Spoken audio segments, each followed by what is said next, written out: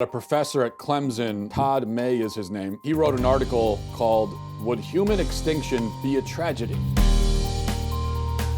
It may well be then that the extinction of humanity would make the world better off and yet would be a tragedy. I don't want to say this for sure since the issue is quite complex, but it certainly seems a live possibility, and that by itself disturbs me. It disturbs me that you teach at a college, though this is exactly what I would expect from a college professor and from the New York Times. And there's a reason why this is from a college professor in the New York Times.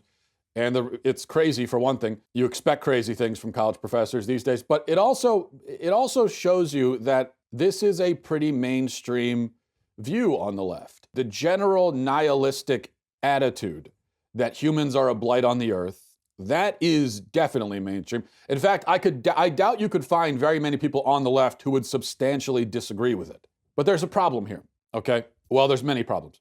Let's talk about the logical problems with this rather nihilistic approach. If you believe in God, then obviously it makes no sense to say that the planet is better off without humans, because in that case, the planet was largely made, maybe not only, maybe not solely, but was largely made for humans. So then, of course, it doesn't make any sense that we're better off not being on the planet that was made for us.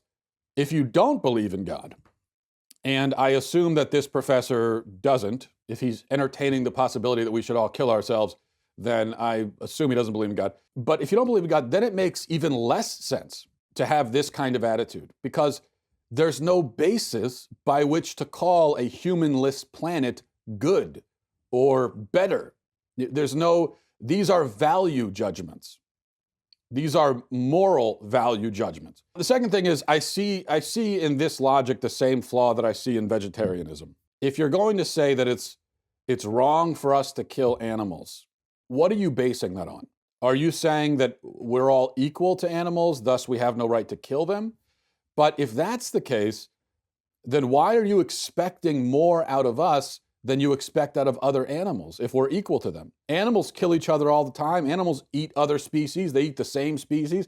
They eat their young. They eat their mates. They kill each other over territory, etc. So if we're equal to animals, then there's no reason at all to oppose us killing animals, because we're just acting like we are just being one of them. The real point is simply that there are people in America who really do think this way, who really do see humankind as a curse on the planet.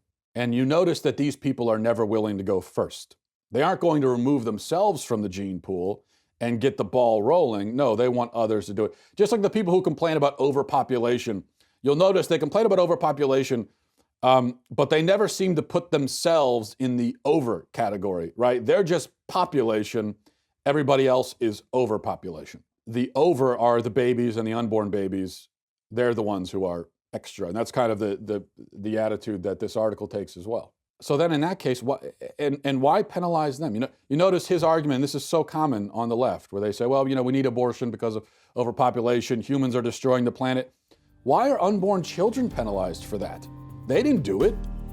Okay, so you're not blaming the cows and you're not blaming the squirrels or whatever for destroying the planet. You'd say, well, they didn't do it. It's not their fault. Fine. Well, the unborn children didn't do it either. Why do they have to pay the price?